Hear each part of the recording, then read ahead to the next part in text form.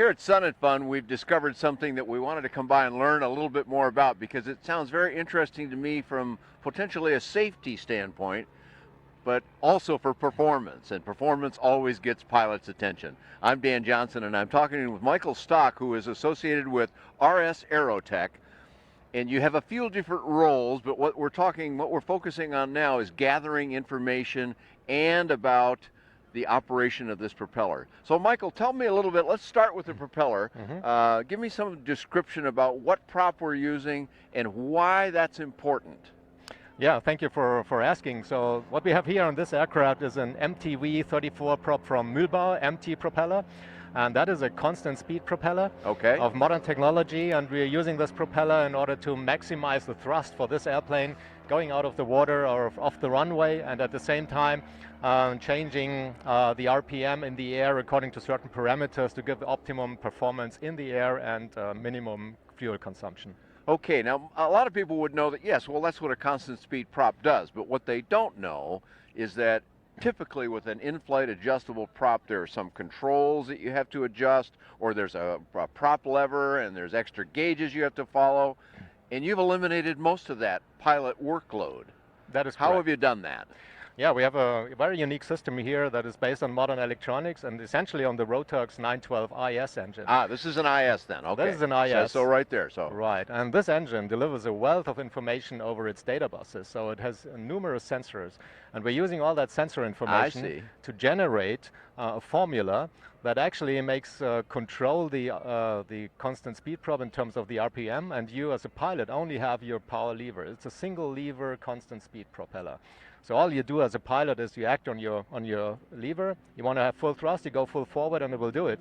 And once you're in the air and you come back on your power lever, then the RPM will be automatically adjusted to give you maximum speed and minimum fuel consumption.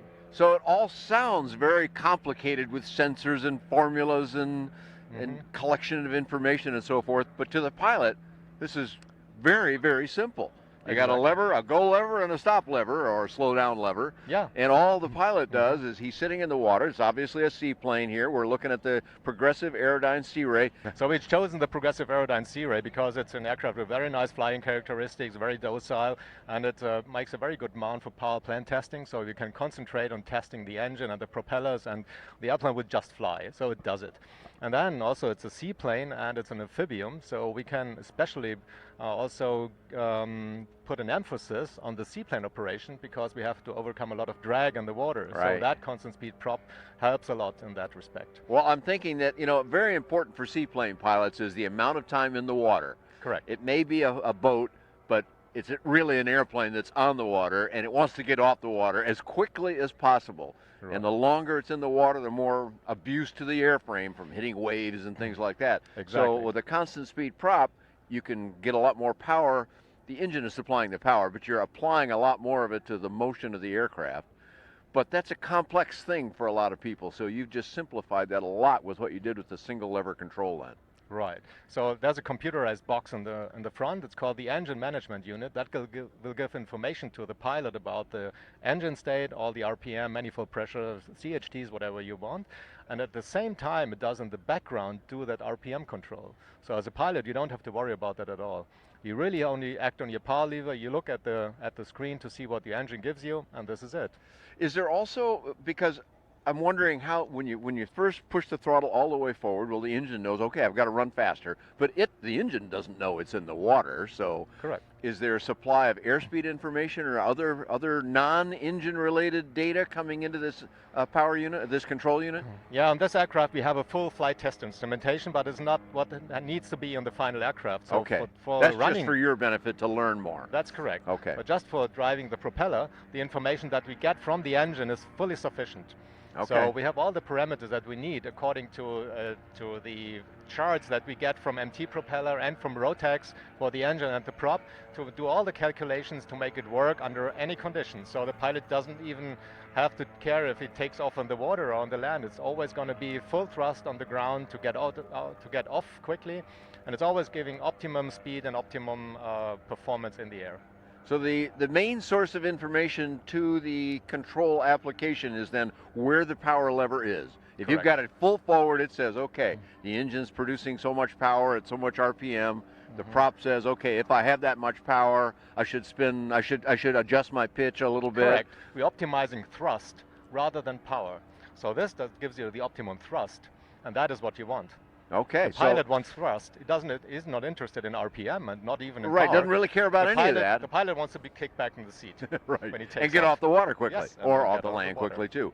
Yeah, so that's a lot simpler. Normally the pilot has to kind of do these calculations mentally and go, well, I should probably increase my RPM and then I'll do something with my prop control or adjust it however they adjust it. Right. And the pilot has a duty then that takes him away perhaps or her away from actually just flying the airplane. Exactly. And this way you just do what you want to do and it thinks it through. And also this may differ from day to day. So depending on your environmental conditions. If the atmosphere is different or something. The atmosphere is different, and this may not be the same thing as it was 2 days ago. So that engine delivers me also environmental data. So I have the ambient pressure and the ambient temperature, so I can calculate the optimum RPM also based on what the engine can deliver at any given time. It makes me think that an IS engine on an airplane with just a fixed pitch prop is not using all that information, that it has it, but it's not employing it anyway. Exactly. And in this case, you're making full use of the engine's capability, what's in the engine by itself, and then what you know from the prop company. Very fascinating. Correct. That's the idea. So there's another side to this whole thing that you were telling me about. In addition to the single lever control and how nice that is for pilot workload, you're also sending information somewhere. Tell me something more about that, Michael. Yeah, that's another research project that's also in conjunction with BRP Rotax. And you know, from the big guys, Boeing and Airbus, they're transmitting engine data continuously to the ground in order to use this information in a database, do trend monitoring, and find out if an engine is about to develop a malfunction. So they're not letting this happen. And we are trying to bring this to the LSA world now. Beautiful. So what we do is... Which you now have that capability partly because of this engine, right? Exactly. Okay. So we have all this data. And this aircraft is equipped with LTE transmission worldwide.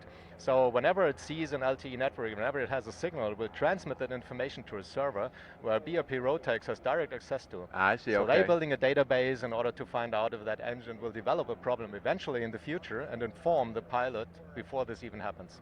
That seems kind of remarkable that these devices are working in the background to say, I don't know what might go wrong, but there's something here that's not quite right. And you know what, Mr. Pilot or Mr. Aircraft Owner, you should take that thing to a service technician and find out if this component is starting to fail or something. Exactly. So we have two things here now that actually improves flight safety, and that is what we are focusing on. While making it simpler for the pilot. Yes, I love that part. Yeah, right. Pilot doesn't really have to mess with all of this stuff. Exactly. So. We want to reduce complexity, and we want to increase safety. Is this a product just in investigation now, or is this something that someone is going to end up selling? You don't sell the props and you don't sell the engines. No. So what are you going to do with all of this knowledge that you're acquiring about this on this particular aircraft, Michael? So actually we are gathering the data. We operate the aircraft. We have the test pilots, the flight test engineers. We do the flight test plan, and the data goes to the three companies that are involved, which is BRP Rotax, Progressive Aerodyne SeaRey, and MT Propeller. Progressive Aerodyne is part of this as well, then. So that is an experimental thing right now, but it should eventually go into the real product, and there are plans that will come out very soon in order to make this happen on other. I was just going to ask you. Okay, how long have you been working with all this equipment right here? We've been working with this since about 3 years. Oh, okay. And it took us 1 year from point zero to get this experimental aircraft here to that state at what we have it now and being flown and ready for testing. And who all is flying it as you gather this information? One of your people, or? Yeah, we have. I'm one of the test pilots. Another from RS Aerotech is a test pilot. Then we have two very experienced pilots from Progressive Aerodyne, Kerry Richter and Dan Nickens, that will do the test flying, and eventually it will also be somebody from BRP Rotax on board. And so this is happening here in Florida then? That's where the Progressive Aerodyne SeaRey is built? That is correct, yeah. The most part of it is going to happen here in Florida, and occasionally it's also going to be flown to the Bahamas for saltwater testing. Oh, that's too bad. I'm sorry you have to do that. Yeah, sorry. It's a very difficult job you have. So. Yeah, it's a dirty job, but somebody has to do it. That's right. Now, MT Propellers, I think, has a base in DeLand, Florida, too, do they not? Yeah, that is correct. Okay, yeah. so is that where you're working with them, or Actually, we work with the company in Germany, so Okay. we work with the direct companies. We work with BRP, Rotax in Austria, we work with MT Propeller in Straubing, Germany, and we work with Progressive Aerodyne SeaRey here in Tavares, Florida. So this is a research work that involves all the engineering. And however, the propeller came through D-Land, of course, and they're supporting us in terms of the maintenance and all the other things, so they have an excellent experience here. So every time that Carrie or Dan or later the rest of you fly the airplane, information is being sent to this server about how the whole operation is working. Is that right? Exactly. Excellent. Well, so people are watching this video going, oh, okay, well, this sounds terrific. When can they get it?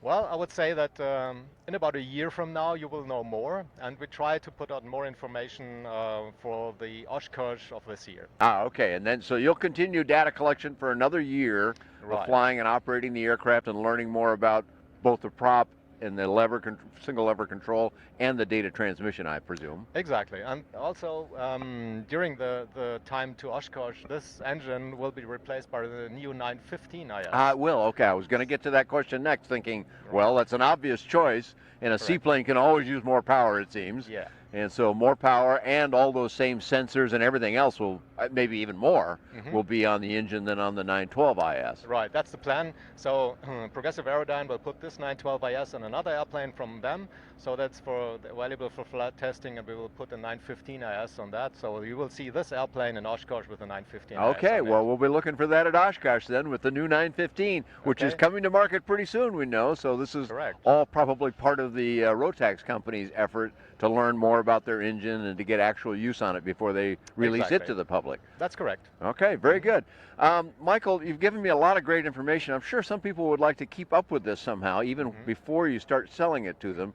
Can we direct them somewhere on the web that they could keep track of how this is going? Or? I would say a good start is maybe rsaerotech.com. Okay. And then the next would be searey.com. And that's be the main sources where you will find information. Okay, that's where users should go to find out stuff. Exactly. Okay. And then flyrotax.com will eventually have something covered as well. Okay, great. Well, I think I've asked you all the questions I can think of. Anything you want to add about this development? I think it's pretty much all I have to say about that. So we're going to have fun flying now, and we deliver as much data as we can and try to improve flight safety as good as we can. Well, I look forward to hearing more about that. It's a fascinating project. Congratulations on that. Okay. Lots of information about the SeaRey, lots of information about the Rotax, and more to come about the single lever control. You can find that and all kinds of affordable aviation on ByDanJohnson.com. Thanks for joining Michael Schock and myself here at Sun and Fun.